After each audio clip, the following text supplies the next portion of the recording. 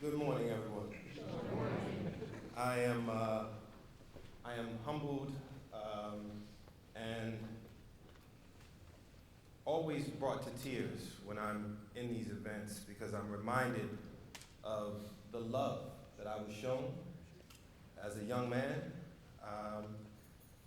Before I get to script, with the video that came up, one of the young people who was putting the spackle on the wall, I just ran into her this weekend. My family and I were out for dinner, and she was the manager of the restaurant. And I said, Shantae, how are you doing? It's great to see you. She said, I'm good, Mr. Clark. And then she stopped and said, no, I'm great.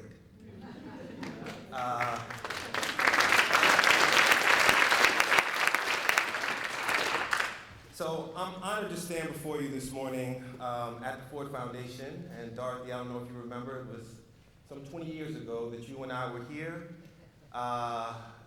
presenting to Bob Kervin and the Ford Foundation Board of Trustees. And it was the beginning of a wonderful ride for me.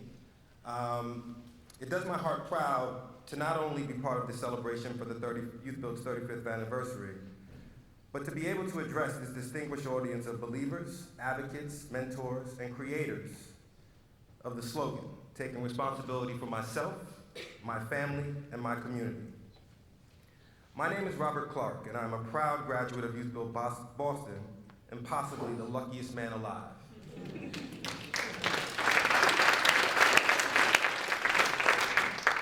Lucky because I'm living a dream.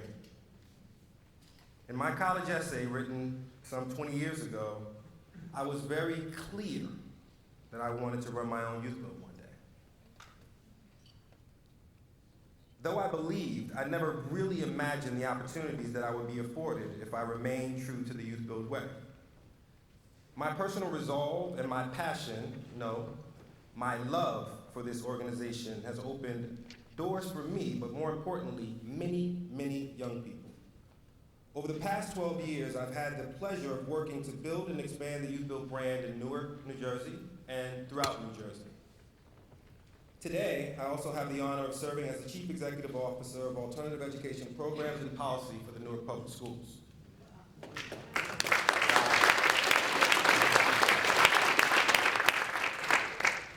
I want to talk today about what I see, or more specifically, what I don't see in that space.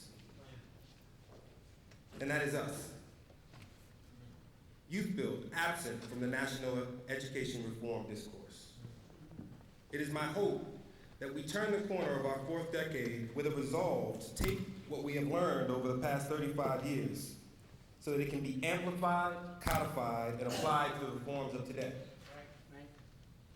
As I see it, this challenge is much larger than a program in every community.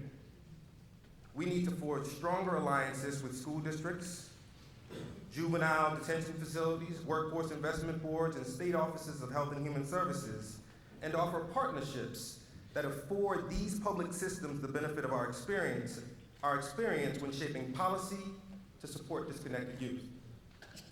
From my view, we have an unprecedented opportunity to work more closely with the Department of Education to offer solutions for a challenge that is only going to grow.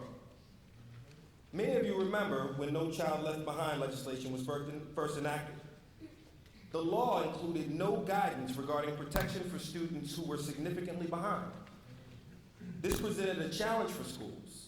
Many districts decided rather than advocate for more support for the overwhelming number of overage undercredited students, they would simply counsel students out of school.